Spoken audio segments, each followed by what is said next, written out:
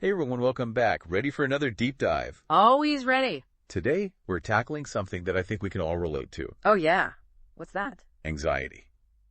Specifically, how to understand it and those practical things we can actually do to, manage it in our daily lives.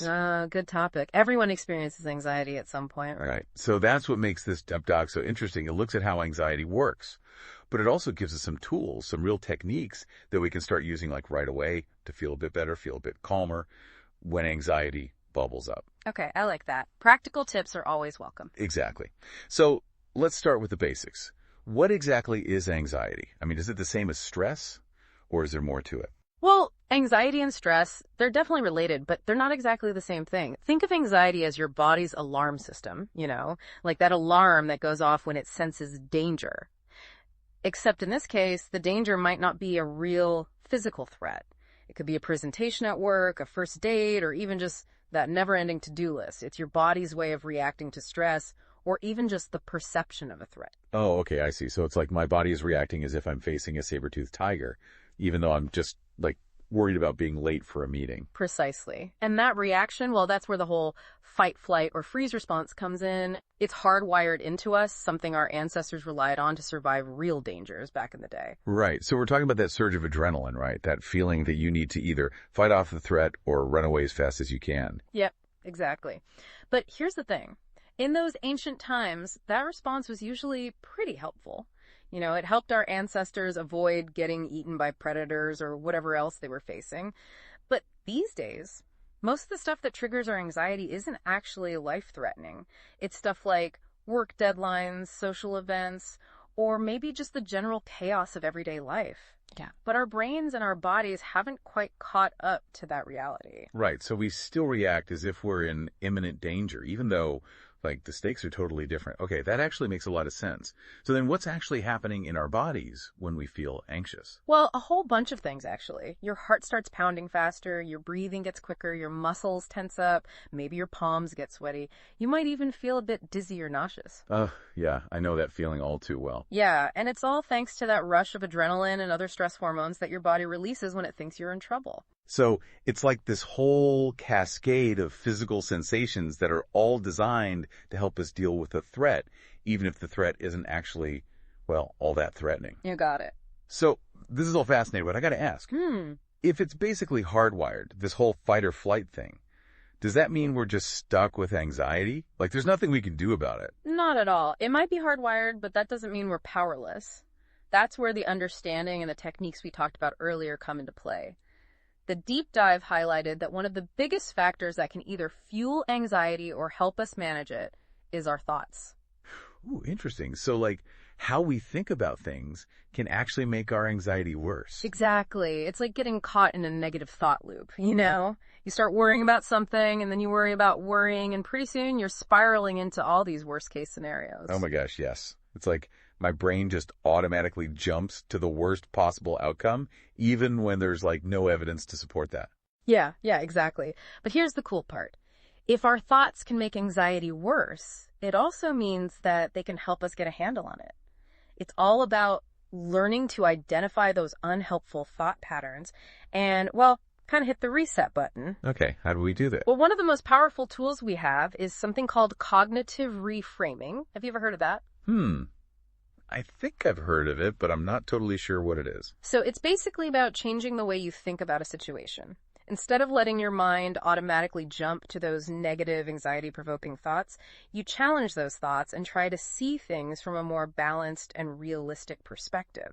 So, for example, let's say you're super anxious about an upcoming presentation at work. Oh, I can relate to that. Instead of thinking, I'm going to totally bomb this and everyone's going to think I'm incompetent, you could try reframing that thought to something like, okay, I've prepared as well as I can, I know my stuff, and even if I get a little nervous, it's okay. Everyone gets nervous sometimes. It doesn't mean I'm going to fail. So it's like you're consciously choosing to focus on the positives and challenge those automatic negative thoughts. Exactly. And the more you practice cognitive reframing, the easier it becomes. It's like training your brain to see things differently, which can then change how you feel. Okay, I like that. It's like taking control of the narrative in your own mind. So we've got cognitive reframing, which is about changing our thoughts. What other techniques can we use to manage anxiety?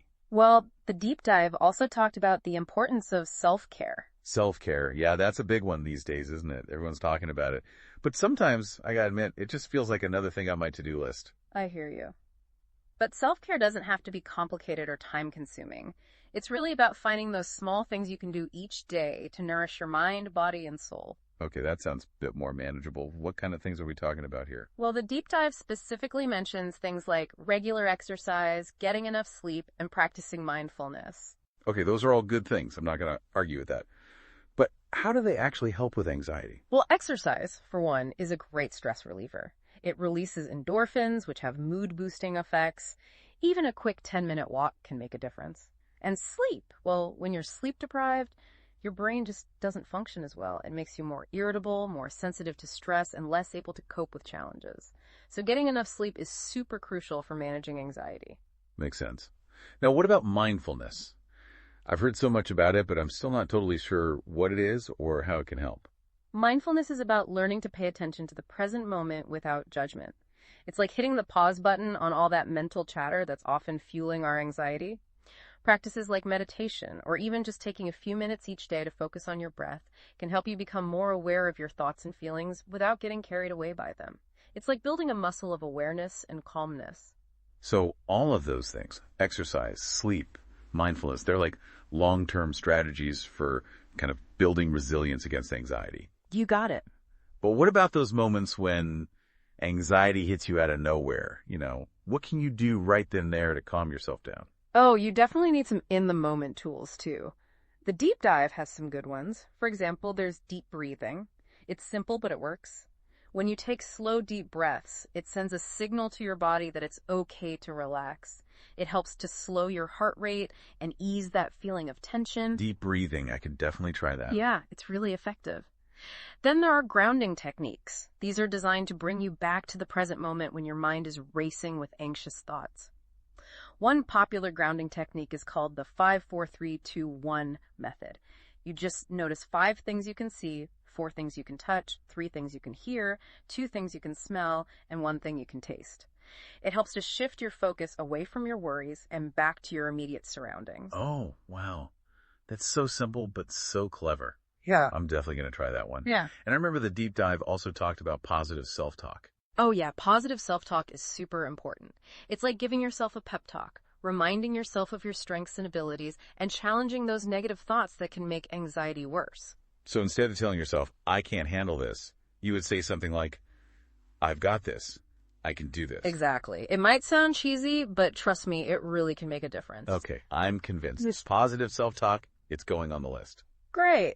And remember, it's not about pretending that everything is perfect or ignoring your feelings.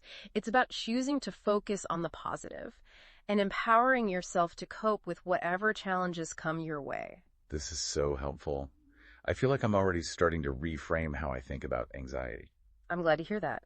But it's important to remember that anxiety is a complex issue, and what works for one person might not work for another. And if you're really struggling with anxiety, it's so important to reach out for professional help. Absolutely. There's no shame in seeking support. In fact, it's a sign of strength. Exactly. Therapists can help you develop personalized strategies for managing your anxiety, and they can also provide support and guidance along the way. Well, this has been an incredibly enlightening deep dive. Thank you so much for breaking it all down for us. My pleasure. I hope everyone listening feels a little more empowered to understand and manage their anxiety. Me too. Now, for all of you listening out there, as you continue to learn about anxiety and explore these different techniques, here's a little something to think about. How can you apply even just one of these strategies to a situation you're currently facing? Remember, small steps can lead to big changes.